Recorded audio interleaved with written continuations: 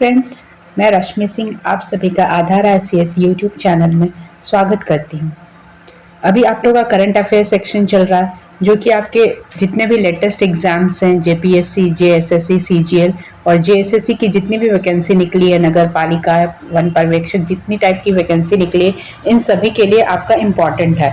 तो इसमें हम लोगों ने कुछ सेक्शंस डिवाइड कर रखे हैं, जैसे कि लेटेस्ट करंट अफेयर है, अवार्ड सेक्शन है, स्पोर्ट्स है, इकोनॉमिक सर्वे है, वन रिपोर्ट है, इंडेक्स है, पॉलिसीज है और जो भी योजनाएं अब तक लागू की गई हैं झारखंड सरकार द्वारा, वो सब का हम लोग रिवीजन कर रहे हैं। ये रिवीजन करने का मतलब है कि हम लोग इसमें जितने भी क्वेश्चंस आते हैं तो उसमें हम लोग के रॉन्ग होने के कितने भी चांसेस कम हो, इसलिए हम लोग इस टॉपिक को बार बार, करंट अफेयर सेक्शन को बार बार रिवीजन करेंगे। तो इसमें आपका फर्स्ट टॉपिक है वर्ष 2022 का सर्वश्रेष्ठ लेखक का पुरस्कार। ये हम लोग पहला टॉपिक डिस्कस कर रहे हैं, जो कि जमशेदपुर के लेखक है अंशुमन भगत, जो मैन ओ मौसमी ने वर्ष 2022 के लिए सर्वश्रेष्ठ लेखक के पुरस्कार से नवाजा गया है। उन्हें यह पुरस्कार उनकी किताब एक सफ़र के लिए दिया गया है। यह किताब बॉलीवुड के टीवी इंडस्ट्री के पर्दे के पीछे की कहानियां एवं कलाकारों के संघर्ष से जुड़ी कहानियों पर आधारित है। तो ये जो अवार्ड दिया गया है, ये किनको दिया गया है? अंशुमन भगत को दिया गया है। और ये कहाँ के लेखक है? ये जमशेदपुर के लेखक है। इनको मन ओ मौसमी ने वर्ष 2022 के लिए सर्वश्रेष्ठ लेखक पुरस्कार, तो आपको अवार्ड का नाम याद रखना है और किसको दिया गया है। तो अंशुमन भगत को दिया गया है, वो जमशेदपुर को बिलोंग करते हैं। और इनको मन ओ मौसमी ने वर्ष 2022 के लिए सर्वश्रेष्ठ लेखक पुरस्कार से सम्मानित किया गया है। उन्हें यह पुरस्कार उनकी किताब एक सफ़र के लिए दिया गया। एक सफ़र में यह किताब बॉलीवुड एंड टीवी इंडस्ट्री, मतलब बॉलीवुड की जो मूवीज़ जो होते हैं उसके लिए, और टीवी इंडस्ट्री जितने सीरियल्स और सिटकॉम्स आते हैं उनके जो पर्दे के पीछे बैकग्राउंड स्टोरी क्या होती है, वो लोग किस तरीके से अपने लाइफ में स्ट्रगल करते हैं, एक्टिंग तक आते हैं, उनको किस तरीके से लीड रोल या सपोर्टिंग रोल कास्ट दिया जाता है, इन सब का इस बुक में डिस्कशन किया गया है। ठीक है, नेक्स्ट पॉइंट पे आते हैं। नेक्स्ट पॉइंट है आपका पश्चिमी सिंहभूम में खुला राज्य का दूसरा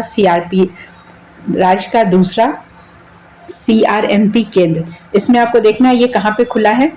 पश्चिमी सिंहभूम जिले के श्रम अधीक्षक कौन है? प्रवासी श्रमिकों को सुरक्षित और जिम्मेदार प्रवासन के लिए जिले में राज्य के दूसरे सेफ और रिस्पॉन्सिबल माइग्रेशन केंद्र की शुरुआत की है। गौरतलब है कि यह गुमला में राज्य के पहले ऐसे केंद्र का शुरुआत हुआ है। ये कहाँ पे बना है? सॉरी, ये हम लोग गुमला के बारे में डिस्कस कर रहे हैं। तो ये अपने तरीके का पहला बनाया गया है। पश्चिमी सिंहभूम जिले के श्रम अधीक्षक ने प्रवासी श्रमिकों को, जो ऐसे लेबर है जो बाहर रह के काम कर रहे हैं, उनके प्रवसन और सुरक्षित करने के लिए, मतलब उनके लाइफस्टाइल को सही करने के लिए कुछ, और जो माइग्रेशन से रिलेटेड प्रॉब्लम है उन सबको दूर करने के लिए इस तरीके का ये बनाया गया है। तो ये गुमला राज्य में ऐसे पहले केंद्र का शुभारंभ हुआ। ये जो सेंटर बना है ये कहाँ पे बनाया गया है? गुमला डिस्ट्रिक्ट में बनाया गया है। नेक्स्ट पॉइंट है झारखंड में पहली बार साइंस फिल्म फेस्टिवल का आयोजन 29 अप्रैल से 1 मई तक लोहारदगा शहरी क्षेत्र के शीला अग्रवाल सरस्वती विद्या मंदिर के परिसर में हुआ है। यह साइंस फिल्म फेस्टिवल है और ये कब से कब तक हुआ था? 29 अप्रैल टू 1 में। कहाँ पे हुआ था? लोहारदगा के अर्बन एरिया में, शहरी क्षेत्र में, शीला अग्रवाल सरस्वती विद्या मंदिर परिसर में। ये परिसर का नाम है शीला अग्रवाल सरस्वती विद्या मंदिर। इस फेस्टिवल में एक्शन, शॉर्ट फिल्म, डॉक्यूमेंट्री एवं एनिमेशन का लुत्फ लोगों ने निःशुल्क उठाया। मतलब ये फ्री ऑफ कॉस्ट था। ये फेस्टिवल में फ्री ऑफ कॉस्ट एंट्री था। और इसमें क्या क्या ऑर्गेनाइज हुआ था? एक्शन, शॉर्ट फिल्म, डॉक्यूमेंट्री और एनिमेशन। नेक्स्ट पॉइंट हम लोग आते हैं। नेक्स्ट पॉइंट है केंद्र सरकार द्वारा संथाल परगना के, ये सेंट्रल गवर्नमेंट ने किया है। और ये संथाल परगना के कौन कौन से डिस्ट्रिक्ट का नाम आएगा इसमें? देवघर, गोड्डा, पाकुड़, साहेबगंज, दुमका और जामताड़ा में पाइपलाइन से LPG की आपूर्ति योजना को मंजूरी दी गई है। जो LPG का कनेक्शन है उसको पाइपलाइन के थ्रू आगे बढ़ाने के लिए इस चीज का परमिशन दिया गया है। ये किसके द्वारा किया गया है? सेंट्रल गवर्नमेंट के द्वारा किया गया है। कौन कौन से डिस्ट्रिक्ट में? देवघर, गोड्डा, पाकुड़, साहिबगंज, दुमका और जामताड़ा में। Petroleum and natural gas regulatory board की ओर से मंजूरी देने के बाद यह काम शुरू किया गया। रसोई गैस से यह मीटर के अनुसार बिल भुगतान करेंगे।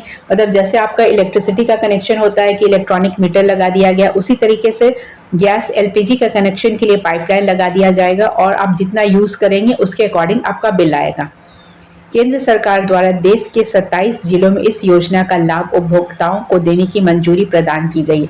ये अब झारखंड में हुआ, लेकिन आप दिल्ली में देखेंगे तो ये सारा काम स्टार्ट हो चुका है। हर घर में आपको गैस का पाइपलाइन दिख जाएगा, लेकिन झारखंड में अब इस योजना को स्टार्ट किया गया है, जो कि 27 जिलों में चलेगा। संथाल परगना प्रमंडल के साथ बिहार की बांका जिले को भी शामिल किया गया। अब संथाल परगना के साथ साथ जो भी आसपास के भी बिहार के भी जो है उनको भी इसमें ऐड कर लिया गया है। नेक्स्ट पॉइंट है, इराक के बगदाद में होने वाले एशिया कप तीरंदाजी के लिए टीम में झारखंड की तीरंदाज लक्ष्मी हेम्ब्रम और मृणाल चौहान ने जगह बनाई है। ये जो गेम है ये कहाँ पे हो रहा है? इराक के बगदाद में एशिया कप में। जो एशिया कप शूटिंग है उसमें झारखंड की 2 खिलाड़ी है, लक्ष्मी हेम्ब्रम, नाम आपको बहुत अच्छे से याद रखना है, लक्ष्मी हेम्ब्रम, और दूसरे है मृणाल चौहान। इन दोनों को वहाँ शॉर्टलिस्ट किया गया है। झारखंड के जमशेदपुर की रहने वाली लक्ष्मी हेम्ब्रम का चयन महिला रिकवर टीम में हुआ है, जबकि मृणाल चौहान का चयन पुरुष रिकवर टीम में हुआ है। तो एक लक्ष्मी हेम्ब्रम जो है महिला टीम में चयनित हुई है और जो मृणाल चौहान है वो पुरुष टीम में चयनित हुए हैं। ठीक है, इसके बाद आता है झारखंड के पेयजल एवं स्वच्छता मंत्री। झारखंड के पेयजल मतलब और स्वच्छता मंत्री कौन है? मिथिलेश ठाकुर। झारखंड फुटबॉल एसोसिएशन के नए अध्यक्ष चुने गए। ये पॉइंट भी रिपीटेड है, आपने फर्स्ट सेकंड पार्ट अगर वीडियो का देखा होगा तो उसमें ये पॉइंट मैं 1-2 बार करवा चुकी हूँ।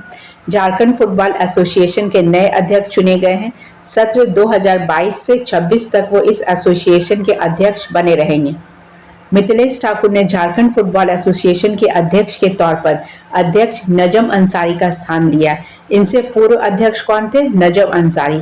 नए कौन बनेंगे? मिथिलेश ठाकुर। नेक्स्ट पॉइंट आते हैं, नेक्स्ट है जामताड़ा से रिलेटेड। झारखंड का जामताड़ा देश का एकमात्र जिला बन गया है जहां सभी ग्राम पंचायतों में सामुदायिक पुस्तकालय है। मीन्स जो कम्युनिटी लाइब्रेरी होती है उस तरीके का झारखंड में पहला बार एक लाइब्रेरी ओपन किया गया है, जो कि जामताड़ा डिस्ट्रिक्ट में है। लगभग 8 लाख की आबादी वाले इस जिले में 6 ब्लॉक के तहत, तो ऑल टोटल कितने ब्लॉक? 6 ब्लॉक के तहत कुल 118 ग्राम पंचायत है। इसमें 8 लाख पॉपुलेशन है और इस पॉपुलेशन में कितने ब्लॉक को कवर किया है? 6 ब्लॉक। उसके तहत 118 ग्राम पंचायत है और प्रत्येक पंचायत में एक सुसज्जित पुस्तकालय है। मतलब हर एक पंचायत में ऑल टोटल 118 जो पंचायत है उस सारे पंचायत में एक वेल फर्निश्ड लाइब्रेरी का ओपनिंग किया गया है, जो सुबह 9 बजे से शाम 5 बजे तक छात्रों के लिए खुला रहता है। इस लाइब्रेरी में आप कभी भी चले जाइए, टाइम है आपका सुबह 9 बजे से 5 बजे तक, और ये हर एक ब्लॉक में आपको जामताड़ा डिस्ट्रिक्ट में मिल जाएगा। तो ये कैसा लाइब्रेरी बनाया गया है? जो कि झारखंड में पहला इस तरीके का लाइब्रेरी बनाया गया है। किसके लिए? फॉर स्टूडेंट्स के लिए, कि जो भी स्टूडेंट पढ़ने वाले हैं वो वहाँ जाके अपना, अगर उनको घर में टाइम नहीं मिलता है, घर में ऐसा इन्वायरमेंट नहीं है पढ़ाई का, तो वो उस लाइब्रेरी में जाके अपनी पढ़ाई कर सकते हैं। नेक्स्ट है, रांची के चोटिया स्थित सुवेश्वर धाम में स्थापित देश की दूसरी सबसे बड़ी शिवलिंग की स्थापना की गई है। ये क्या शिवलिंग की, भगवान शिव की शिवलिंग की स्थापना की गई है। इसका निर्माण कर्नाटक कौटिल्य लिंगेश्वर मंदिर के तर्ज पर किया गया है। इस शिवलिंग की ऊंचाई कितनी है? 108 फीट। तो आपको ये ध्यान रखना है कि कहाँ पे हुआ है? रांची के चोटिया स्थित सुवेश्वर धाम में। धाम का नाम है सुवेश्वर धाम और ये कहाँ पे है? रांची के चोटिया में है। शिवलिंग का निर्माण हुआ है और शिवलिंग की हाइट क्या है? 108 फीट। ये भी इंपॉर्टेंट है। और ये किसके तर्ज पे किया गया है? कर्नाटक के कौटिल्य लिंगेश्वर मंदिर। कर्नाटक में जो कौटिल्य लिंगेश्वर मंदिर है उनको देखते हुए रांची के चुटिया स्थित सुवेश्वर धाम में यह स्थापित किया गया है और ये देश की सबसे बड़ी दूसरी शिवलिंग है। देश का ये, इसमें रैंक क्या है? झारखंड का 2nd रैंक है। नेक्स्ट पॉइंट में आते हैं, गेम्स एंड स्पोर्ट्स से रिलेटेड है ये। अंडर 17 महिला फीफा वर्ल्ड कप 2022 के प्रशिक्षण के लिए चयनित 33 भारतीय खिलाड़ियों में झारखंड की 7 महिला खिलाड़ियों का चयन हुआ है। तो इसमें अंडर 17, ये किसके अंडर आ रहा है? अंडर 17 में फीफा वर्ल्ड कप जो चलता है उसके लिए है, और इसमें झारखंड की 7 वुमेन प्लेयर को सिलेक्ट किया गया है। वो प्लेयर कौन कौन से? चयनित खिलाड़ियों में अंजलि मुंडा, इनके नाम आपको याद रखने हैं। पहली है अंजलि मुंडा, दूसरी सलीना कुमारी, तीसरी है सुधा अंकिता तिर्की, अस्तम उराव, पूर्णिमा कुमारी, नीतू लिंडा और अनीता कुमारी। ये सारे नाम से आप लास्ट वीडियो में भी, कल के वीडियो जो था उसमें भी आप देखेंगे, तो ये सारे नाम जितने शॉर्ट लिस्टेड कैंडिडेट हैं अंडर 17 फुटबॉल के लिए वो उसमें आपको मिल जाएंगे। तो ये नाम आप फिर से एक बार रिपीट कर लीजिएगा। जो जो नाम है इसमें अंजलि मुंडा, सलीना कुमारी, सुधा अंकिता तिर्की, अस्तम उराव, पूर्णिमा कुमारी, नीतू लिंडा और अनीता कुमारी शामिल हैं। नेक्स्ट पॉइंट में आते हैं। 10 मई 2022 को झारखंड सरकार के सूचना एवं जनसंपर्क विभाग द्वारा जारी एक प्रेस विज्ञप्ति के अनुसार राज्य भर में 25 जौहार एग्री मार्ट से लगभग 35,000 से अधिक किसानों को तकनीकी सुविधाएं मिलेंगी। 10 मई 2022 से झारखंड सरकार ने क्या किया है? सूचना एवं जनसंपर्क विभाग इंफॉर्मेशन एंड ब्रॉडकास्टिंग मिनिस्टर द्वारा एक आपको प्रेस विज्ञप्ति दिया गया है, जिसमें कि 25 जौहार एग्री मार्ट, जैसे वी मार्ट होता है इस तरीके से एग्रीकल्चर मार्ट, 25 जौहार एग्री मार्ट से लगभग 35,000 से अधिक किसानों को, कितने किसानों को ये फैसिलिटी प्रोवाइड किया जा रहा है? 35,000 को। उसमें क्या है, आपको जितना भी टेक्निकल फैसिलिटीज है वो सारा दिया जाएगा। वर्तमान में राज्य के कुल 11 जिलों में अभी जो एट प्रेजेंट क्या है, जितने भी 11 डिस्ट्रिक्ट है उसमें इस तरीके का ऑर्गेनाइजेशन किया जा रहा है, जिसमें 25,000 जौहार एग्री मार्ट का संचालन किया जा रहा है। तो आपको याद रखना है कि कितने डिस्ट्रिक्ट में ये फैसिलिटी है? अभी 11 डिस्ट्रिक्ट में। जौहार एग्री मार्ट किसानों की तरक्की के लिए one stop centre for room वरदान साबित हो रहा है।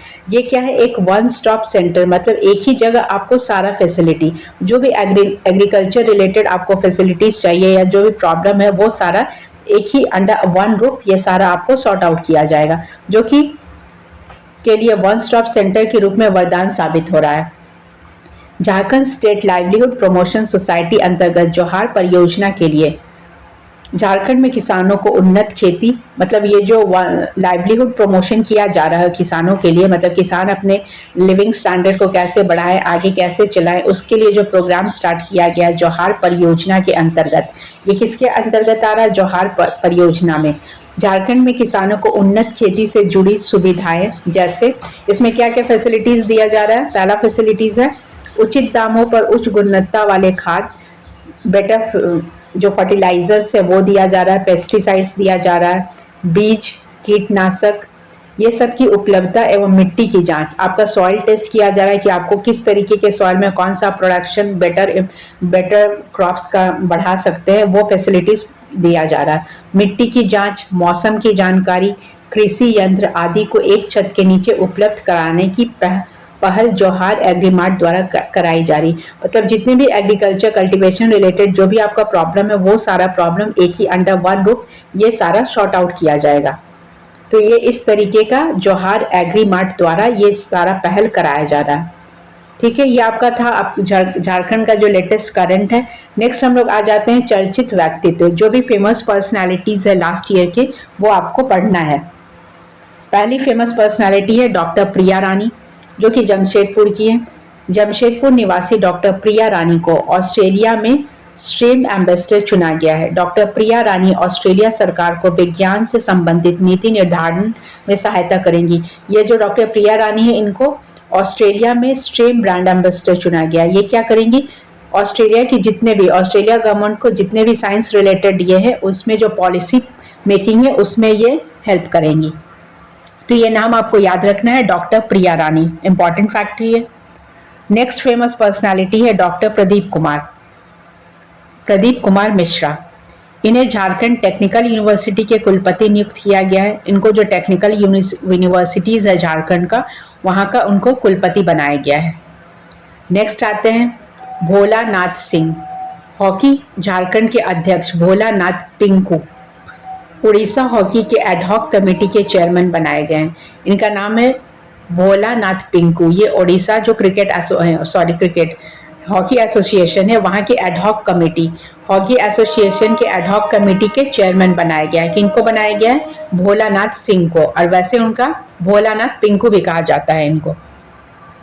नेक्स्ट फेमस पर्सनालिटी है झारखंड के जय सिन्हा को भारतीय टेबल टेनिस संघ का संयुक्त सचिव चुना गया है। जय सिन्हा जो है इनको टेबल टेनिस जो है उनका टेबल टेनिस संघ जो है टेबल टेनिस एसोसिएशन का संयुक्त सचिव में जो सेक्रेटरी है वो चुना गया है।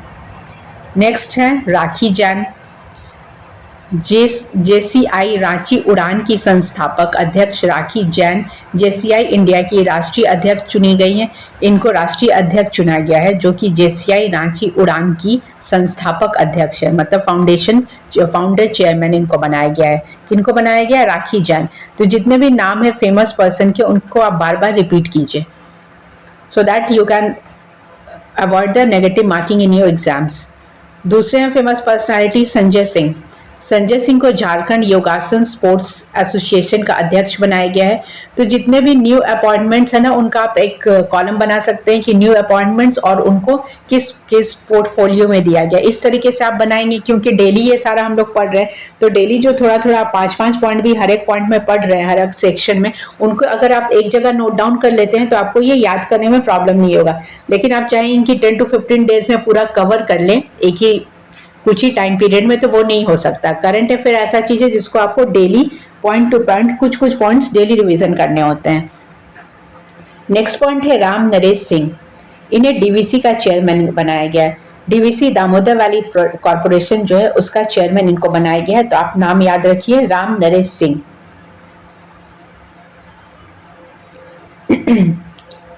नेक्स्ट है राकेश मिश्रा, भारत सरकार द्वारा रांची में मुख्य आयकर आयुक्त के पद पर तैनात राकेश मिश्रा को बिहार और झारखंड का प्रधान मुख्य आयकर नियुक्त किया गया है। इनको बिहार और झारखंड दोनों का मुख्य मतलब दोनों का कंबाइंड कॉम्बो बनाया गया है भारत सरकार द्वारा, मतलब कि सेंट्रल गवर्नमेंट के थ्रू रांची में मुख्य आयकर आयुक्त के पद पर, रांची में है ये, तो इसको बिहार और झारखंड दोनों का इनको बनाया गया। इनका नाम क्या है? राकेश मिश्र। तो आप इनको याद रखेंगे, ये आपके बीपीएससी पॉइंट के लिए भी इंपॉर्टेंट है और जो झारखंड में एग्जाम हो रहे हैं उसके लिए भी इंपॉर्टेंट है। तो आप दोनों पॉइंट ऑफ व्यू से इसको याद कर सकते हैं। नेक्स्ट फेमस पर्सनैलिटी है, कभी कभी ऐसा होता है कि बीपीएससी में भी ऐसे क्वेश्चंस आते हैं जो एक क्वेश्चन आया था बुद्धिज्म से, बुद्धिज्म का कुछ ये था, तो वो किस झारखंड के किस डिस्ट्रिक्ट से पाया गया था। तो इस टाइप के क्वेश्चन किसी भी स्टेट पीसीएस में आ जाते हैं। नेक्स्ट क्वेश्चन है doctor B N Pandey, Jharkhand के शिक्षाविद doctor B N Pandey BSS college Lohardaga के संस्थापक प्राचार्य रह चुके हैं। ये बीएस कॉलेज के संस्थापक मतलब फाउंडर जो थे वो रह चुके हैं। डॉक्टर बी एन पांडे का निधन हो गया, मतलब ये अब वो नहीं रहे, तो ये जो फेमस जो नहीं रहे हैं उनको आपको याद रखना है। उन्होंने रांची विश्वविद्यालय एवं विनोबा भावे विश्वविद्यालय के कुल गीत की रचना की थी। मतलब कि ये इनके काम क्या क्या थे, वीवीयू यूनिवर्सिटी और रांची यूनिवर्सिटी के विश्वविद्यालय के कुल गीत की इन्होंने रचना की थी। तो इनका नाम आपको फिर से याद रखना है। इनका नाम क्या? बी एन पांडे है, जो कि झारखंड के शिक्षाविद बीएस कॉलेज लोहरदगा के संस्थापक भी रहे थे। नेक्स्ट है समरेश सिंह, झारखंड के पूर्व मंत्री सह बोकारो के पूर्व विधायक समरेश सिंह का निधन हो गया है। इनका निधन कब हुआ? एक दिन पूर्व उन्हें रांची के मेदांता से इलाज कराकर घर लाया गया था। इनको मीन्स हॉस्पिटल से लाया गया था, एक दिन पहले ही उनके नेक्स्ट डे इनका निधन हो गया। समरेश सिंह बोकारो समय एकीकृत बिहार झारखंड की राजनीति में दादा के नाम से जाने जाते हैं। जब बिहार और झारखंड एक था मीन्स बिफोर 2000, इसके पहले ये जो थे एकीकृत बिहार और झारखंड की राजनीति में इनका जो निक नेम था, इनको दादा के नाम से बुलाया जाता था। और ये जब झारखंड बन गया तब इनके पूर्व विधायक भी रह चुके थे ये। नेक्स्ट है महत्वपूर्ण पुरस्कार, जैसे कि हम लोग पढ़ रहे थे करंट अफेयर पढ़ लिया, फिर फेमस पर्सनालिटीज पढ़ लिए। नेक्स्ट है फेमस प्लेसेस होगा, बजट सेक्शन होगा, फॉरेस्ट पॉलिसी जो न्यू पॉलिसी आया है वो भी पढ़ेंगे हम लोग। तो अभी हम लोग को क्या पढ़ना है? जो फेमस पुरस्कार जो अवार्ड सब है वो पढ़ना है। तो फर्स्ट अवार्ड है त्रिवेणी कांत साहित्य सम्मान। ये जिला स्कूल रांची से सेवानिवृत्त शिक्षक डॉक्टर कृष्ण मोहन झा को उनकी मैथिली भाषा साहित्य सेवा के लिए प्रदान किया गया है। तो ये अवार्ड क्या है? अवार्ड का नाम आपको याद रखना है, लिटरेचर से रिलेटेड है। त्रिवेणीकांत साहित्य सम्मान किनको दिया गया है? ये सेवानिवृत्त मीन्स ये जो है रिटायर्ड हैं, डॉक्टर कृष्ण मोहन झा। तो आपको उनका नाम याद रखना है, डॉक्टर कृष्ण मोहन झा। इनको मैथिली भाषा साहित्य के लिए दिया गया है। ऐसे भी आप इसको रिलेट कर सकते हैं कि ये मोहन झा हैं, तो इनको मैथिली भाषा के लिए दिया गया है। त्रिवेणीकांत ठाकुर साहित्य सम्मान 2022 से सम्मानित किया गया। ये सम्मान प्रतिवर्ष दिया जाता है। झारखंड में रहकर मैथिली भाषा का साहित्य का सृजन करने वाले श्रेष्ठ साहित्यकार को दिया जाता है। जो भी मैथिली भाषा से होते हैं और जो मैथिली भाषा में जिनकी रचनाएं होती है और वो झारखंड में रह के कर रहे हैं, उनको इस अवार्ड से सम्मानित किया जाता है। तो ये अवार्ड क्या है? त्रिवेणीकांत साहित्य सम्मान। किनको दिया गया है? कृष्ण मोहन झा को। नेक्स्ट आ जाते हैं। नेक्स्ट है आपका साहित्य अकादमी युवा पुरस्कार। ये साहित्य अकादमी द्वारा दिया जाता है।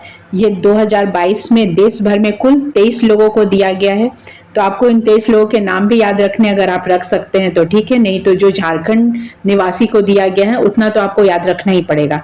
इनमें 2 लोग झारखंड के भी शामिल है। 23 में से 2 लोग झारखंड के हैं। एक है जमशेदपुर के सालगे हांसदा, उनको संथाली उपन्यास जन्म दिशोम उजारोग काना के लिए दिया गया है। तो ये आपका इम्पोर्टेंट इसलिए कि आपको ये संथाली भाषा में दिया गया है, और जिन लोगों का संथाली लैंग्वेज सेकंड पेपर में अगर आप लोगों ने संथाली लैंग्वेज रखा है तो भी आपको ये याद रखना बहुत इंपॉर्टेंट है। सालगे हांसदा को संथाली उपन्यास के लिए ये सम्मान दिया गया है। और उनके बुक का नाम क्या है? जन्म दिशोम उजारोग काना। ये एक उपन्यास है जो कि संथाली भाषा में लिखा गया है, जिसका हिंदी अर्थ होता है जन्मभूमि वीरान हो गई है। दूसरा दिया गया है हजारीबाग के मिहिर वत्स को अंग्रेजी उपन्यास मिस इनको अंग्रेजी का जो नॉवल है उसके लिए दिया गया है, इंग्लिश नॉवल के लिए, और उसका नाम है tales of in intimate complex exploration of Chhota Nagpur. मतलब ये बुक का नाम है tales of intimate exploration of Chhota Nagpur. ये अंग्रेजी का उपन्यास किनको दिया गया? मिहिर वत्स को। और जो संथाली वाला था वो किनको दिया है? सालगे हांसदा को। तो ये साहित्य अकादमी पुरस्कार है जिनमें 23 लोगों को सिलेक्ट किया गया था ऑल ओवर इंडिया, जिसमें से 2 लोग झारखंड के, एक जमशेदपुर के हैं और दूसरे हजारीबाग के हैं। नेक्स्ट आता है उत्कृष्ट विधायक पुरस्कार। विधायक पुरस्कार हर साल दिया जाता है, जैसे बेस्ट पार्लियामेंट्रियन है, इस तरीके के अवार्ड स्टेट लेवल और सेंट्रल लेवल दोनों लेवल पे ये सम्मान दिया जाता है।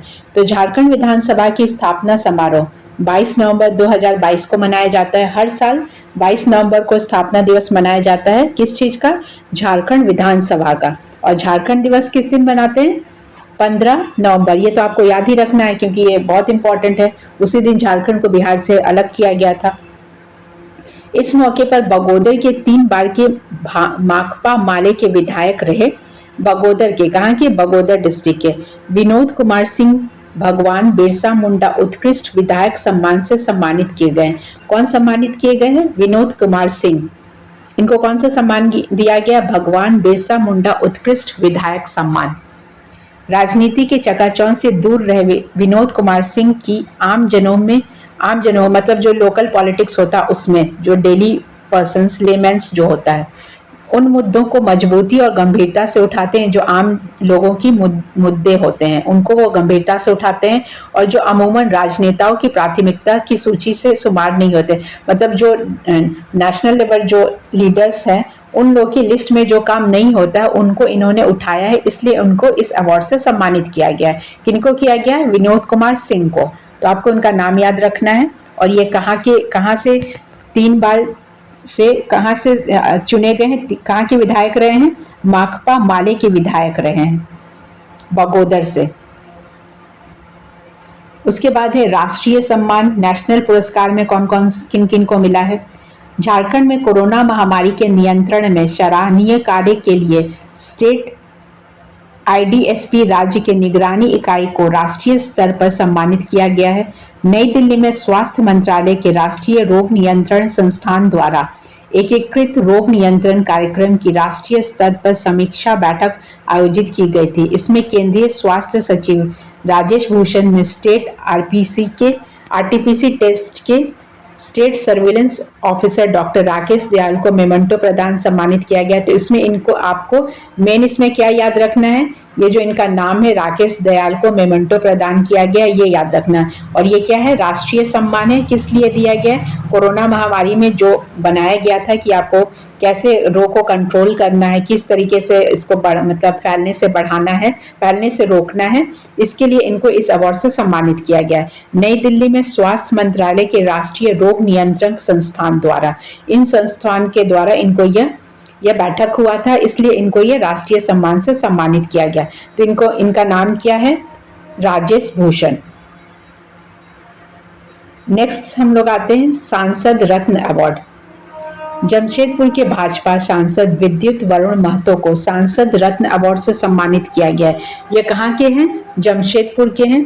और इनका नाम क्या है? विद्युत वरुण महतो को सांसद रत्न अवार्ड से सम्मानित किया गया है। इनको यह पुरस्कार मुख्य चुनाव आयुक्त तथा संसदीय कार्य राज्य मंत्री, मुख्य चुनाव आयुक्त और राज्य मंत्री कौन है? अर्जुन मेघवाल के द्वारा सम्मानित किया गया है। यह अवार्ड प्राइम टाइम फाउंडेशन द्वारा देश के कुल 11 सांसदों को प्रदान किया गया है। तो ऑल टोटल कितने हैं इसमें? 11 पार्लियामेंट्रियन है। The Indian express excellence in governance award, Indian express excellence in governance award में 18 जिले अधिकारियों को पुरस्कार केंद्रीय गृह मंत्री द्वारा दिया गया है। इसमें झारखंड के 4 जिलाधिकारियों को भी पुरस्कृत किया गया है। तो 11 में से 4 कितने हैं? 4 जो हैं वो झारखंड के हैं। पहले हैं ऊर्जा कुलदीप चौधरी, बोकारो के हैं ये। उसके बाद नेक्स्ट है अभिनव योजनाएं, फैज अहमद मुमताज जामताड़ा के हैं ये। मंजूनाथ भंसरी देवघर झारखंड के हैं। समाज कल्याण के फैज अहमद मुमताज जामताड़ा। तो इसमें आप देखिए 2 लोग हैं जामताड़ा के, समाज कल्याण से फैज अहमद मुमताज, और अभिनव योजनाएं के लिए फैज अहमद। दोनों का नाम वही है, शायद दोनों एक ही है। फैज अहमद मुमताज दोनों जो है जामताड़ा के हैं, एक जो है इसके हैं बोकारो के हैं कुलदीप चौधरी, और एक है मंजूनाथ भंसरी देवघर के। तो टोटल 11 में से 4 जो हैं झारखंड के ही हैं। उसके बाद है नेक्स्ट है देवी शंकर अवस्थी सम्मान। ये सम्मान किसको दिया गया? ये आपने लास्ट क्लास में ही पढ़ा है, अच्युतानंद मिश्र को दिया गया है। झारखंड के साहित्यकार अच्युतानंद मिश्र को वर्ष 2000 के लिए प्रतिष्ठित देवी शंकर अवस्थी सम्मान प्रदान किया गया है। उन्हें यह सम्मान उनकी आलोचना पुस्तक कोलाहल की कविता की आवाज के लिए दिया गया है। विदित हो कि यह सम्मान हिंदी आलोचना के विकास में उल्लेखनीय योगदान के लिए युवा आलोचक को दिया जाता है। थोड़ा सा प्रिंटिंग मिस्टेक है तो उसको आप अवॉइड करेंगे। ये किस लिए दिया जाता है? हिंदी आलोचना के विकास में उल्लेखनीय योगदान, जो भी हिंदी की रचना में या जो आलोचनात्मक रचना है उसमें जो योगदान करते हैं उनको दिया जाता है। तो इनका नाम आपको याद रखना है कि कौन सा सम्मान दिया गया है। अच्युतानंद मिश्र को प्रतिष्ठित देवी शंकर अवस्थी सम्मान, देवी शंकर अवस्थी सम्मान दिया गया है। और उनकी जो आलोचना पुस्तक है क्या है? कोलाहल में कविता की आवाज। ठीक है, नेक्स्ट है। और हाँ, आप लोग जितने भी प्रैक्टिस सेशन आपको 15 JSSC CGL के लिए 15 प्रैक्टिस सेट दिए गए हैं, उसको आप प्लीज कंटिन्यू रोज प्रैक्टिस किया कीजिए, जिसमें आपके 150 का पर सेट 150 क्वेश्चन का सेट बना हुआ है, जिसमें आप सारा रिवीजन कर सकते हैं। उसमें आपका GS section, science section, current affair section, mental ability, mathematics, computer, ये सारा सेक्शन जितना भी CGL में पार्ट है सारा सेक्शन कवर किया गया है। झारखंड स्पेशल के जो 40 मार्क्स है, कंप्यूटर के जो 20 क्वेश्चन है, वो ऑल टोटल पूरे सेट में आपका रिवीजन अच्छे से हो सकता है। तो जितना हो सके आप उस वीडियो को बार बार देखें, और जो भी प्रैक्टिस सेट है आप उसको बार बार प्रैक्टिस कीजिए, सो दैट आप नेगेटिव मार्किंग को अवॉइड कर पाएंगे और जितने भी करेक्ट आंसर है वो कर पाएंगे। नेक्स्ट आता है आपका डॉक्टर फादर कामिल बुल्के साहित्य सम्मान। ये 2022 का है। किसको दिया गया है? फादर कामिल बुल्के साहित्य सम्मान।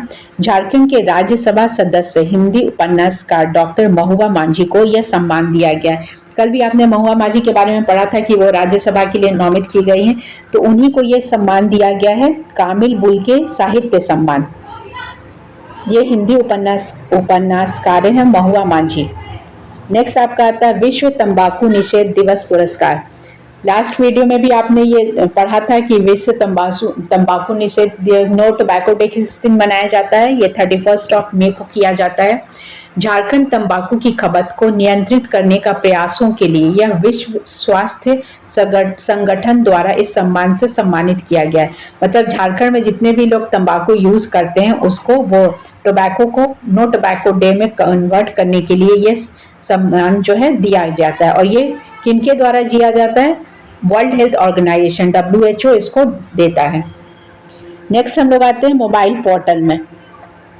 नेक्स्ट आपका सेक्शन था एप्स, मतलब कितने सारे ऐप बने हैं, कौन कौन सा पोर्टल बना है ड्यूरिंग द लास्ट ईयर 2022, 23 या 21 में कितने सारे मोबाइल पोर्टल बने हैं।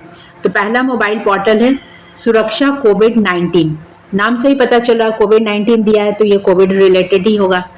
झारखंड राज्य के जमशेदपुर में स्थित IIT द्वारा सुरक्षा कोविड ऐप का विकसित किया गया है। इसको झारखंड के IIT में बनाया गया है और ये कहाँ के IIT वालों ने बनाया है? जमशेदपुर के। इस ऐप का उपयोग होम क्वारंटाइन में रह रहे लोगों की देखरेख की नज़र, मतलब किनके लिए किया गया? जो 15 डेज का क्वारंटाइन लेते थे, होम क्वारंटाइन, उनके केयर के लिए ये बनाया गया है। नेक्स्ट है आपका समाधान पोर्टल। नेक्स्ट पोर्टल है आपका समाधान पोर्टल। झारखंड पुलिस द्वारा समाधान पोर्टल की शुरुआत की गई है।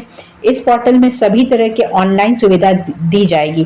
पोर्टल में जैसे कि आप जोहार देखेंगे या झाड़ नेट देखेंगे, इस टाइप का बहुत सारा पोर्टल बनाया गया है जिसमें आपको जो भी रिलेटेड, जैसे आपको सिंपली आपका कोई सर्टिफिकेट बनवाना है, EWS बनवाना है या कास्ट सर्टिफिकेट बनवाना है, तो इस तरीके का प्रॉब्लम पहले क्या था कि बहुत लॉन्ग टाइम टेकिंग था, लेकिन अब एक पोर्टल बना दिया गया है जिससे कि आप with in a given time period limited, जैसे 15 to 20 डेज में आपको वो सर्टिफिकेट मिल जाता है। अगर आपने पहला बाकी सब काम कर रखा है तो आपको वो मिलने में टाइम नहीं लगता। लेकिन पहले क्या था कि आप वो office to office, block office, ये ऑफिस, वो ऑफिस में डॉक्यूमेंटेशन करवाते रहते थे लेकिन काम नहीं होता था। लेकिन अब जो ऑनलाइन प्रोसेस कर दिया गया है तो उससे स्टूडेंट्स और बाकी लोगों का काम थोड़ा इजी हो गया है। नेक्स्ट हम लोग आएंगे महत्वपूर्ण रिपोर्ट। कितने सारे रिपोर्ट झारखंड में बनाए गए हैं और जिन लोगों ने, कुछ ऐसे जो स्टूडेंट होंगे जिन लोगों ने JSC CGL के लिए संस्कृत लैंग्वेज रखा होगा पेपर 2, वो लोग हमारा YouTube चैनल देख सकते हैं जिसमें कि संस्कृत पोर्शन में ग्रामर का पोर्शन और बहुत सारे क्वेश्चंस का रोज डिस्कशन हो रहा है। इसमें डेली 40 क्वेश्चंस आते हैं जिसमें आप अपना जो संस्कृत के जो टेस्ट हैं वो आप दे सकते हैं कि आपका ग्रामर पोर्शन कैसा है या साहित्य पोर्शन कैसा है। अगर उसमें भी आपको कोई प्रॉब्लम होता है, कुछ पढ़ना चाहते हैं, पूछना चाहते हैं, तो आप हमारे कमेंट बॉक्स में कमेंट कर सकते हैं। वो स्पेशली उनके लिए जो जिन्होंने संस्कृत लैंग्वेज को रखा है। जैसे आपने पेपर 2 में बहुत लोगों ने संथाली रखा होगा, हो रखा होगा, कुड़ुक होगा, करमाली होगा, तो जिन लोगों का भी संस्कृत रखा है, जिन लोगों ने भी संस्कृत लिटरेचर, वो लोग वीडियो को रेगुलर देख सकते हैं। इट्स फ्री ऑफ कॉस्ट है, आपका कोई कॉस्ट नहीं है। और अगर आपको जो भी क्वेश्चन पूछना है उसके रिलेटेड तो आप उसमें कमेंट बॉक्स में कमेंट कर सकते हैं। नेक्स्ट हम लोग आते हैं महत्वपूर्ण रिपोर्ट में। पहला रिपोर्ट है डेमोग्राफिक सैंपल सर्वे की रिपोर्ट 2022।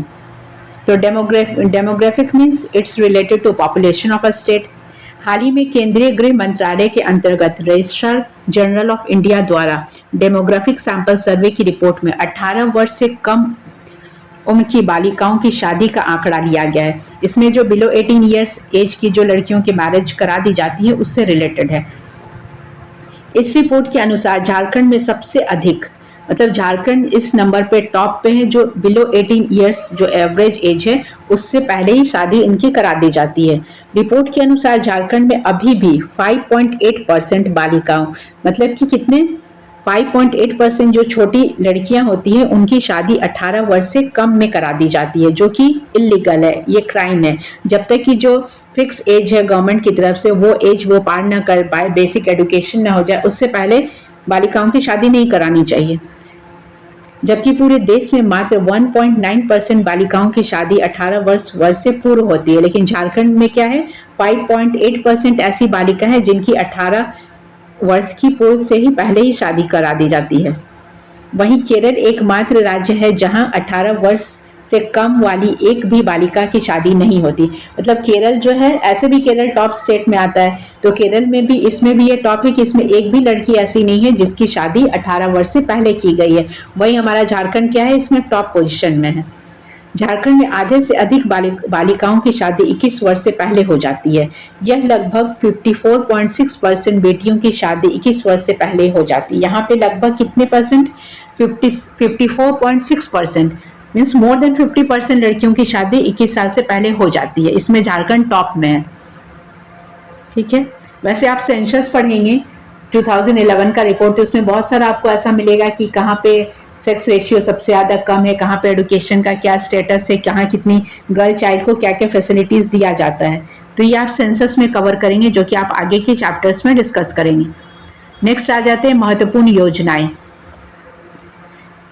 एक कंप्लीट ईयर में झारखंड सरकार द्वारा कौन कौन सी योजनाएं और पॉलिसी लाई गई, उसके बारे में आपको पढ़ना है। तो इसमें फर्स्ट है कोचिंग एंड एलिड योजना। 2021-22 में झारखंड सरकार द्वारा शुरू की गई ये योजना अनुसूचित जनजाति, अनुसूचित जाति और अल्पसंख्यक समुदाय के छात्रों को वित्तीय सहायता प्रदान करने हेतु प्रारंभ की गई है। ऐसी योजनाएं जो होती है ये उन्हीं लोगों के लिए होती हैं जो कि सामाजिक रूप से पिछड़े होते हैं, जिसमें आते हैं SC, ST, अल्पसंख्यक समुदाय, ऐसे छात्र जो अपनी पढ़ाई कंटिन्यू नहीं कर सकते, उनके पेरेंट्स उनको वो प्रोविज़न नहीं दे सकते हैं, तो ऐसे लोग को गवर्नमेंट की तरफ से फैसिलिटीज़ दी जाती है। झारखंड सरकार ने भी ये फैसिलिटी स्टार्ट की है, जिसका नाम है कोचिंग एंड एलिड योजना। नेक्स्ट है यूनिवर्सल पेंशन योजना या सर्वजन पेंशन योजना। ये है यूनिवर्सल पेंशन योजना, इसको सर्वजन पेंशन योजना के नाम से भी जाना जाता है, जिसको झारखंड सरकार ने 15 नवंबर 2021 से लागू किया है। तो आपको डेट याद रखना है। ज़्यादातर झारखंड में जितना भी पॉलिसी स्टार्ट होगा ना, वो 15 नवंबर से ही होगा, क्योंकि इसी डेट में झारखंड को बिहार से अलग किया गया था। तो अगर आप तुक्का भी कभी कभी लगाते हैं, गेस वर्क कर सकते हैं, तो आप 15 नवंबर एक फिक्स डेट मान सकते हैं कि कुछ भी नया हुआ होगा तो 15 नवंबर को ही हुआ होगा। इस योजना के तहत 60 वर्ष या उससे अधिक उम्र के वृद्ध व्यक्तियों के लिए सरकार का यह सराहनीय कार्य है। सरकार ने तो यह कार्य स्टार्ट कर दिया, लेकिन ऐसा भी होता है कि बहुत लोगों तक ये पहुंच ही नहीं पाता है। 60 वर्ष के लोग हो जाते हैं और अगर आप देखते हैं, आप कहीं भी जाएंगे, बैंक जाएंगे, पोस्ट ऑफिस जाएंगे, तो ऐसे आपको बहुत सारे लोग मिल जाएंगे कि जिनकी उम्र 60 से अधिक है, 70 है, कुछ वृद्ध हैं, लेकिन उनको पेंशन के लिए बार बार भटकाया जाता है, इधर से उधर, इधर जाइए उधर जाइए। तो इसके लिए भी कोई योजना बनाना चाहिए।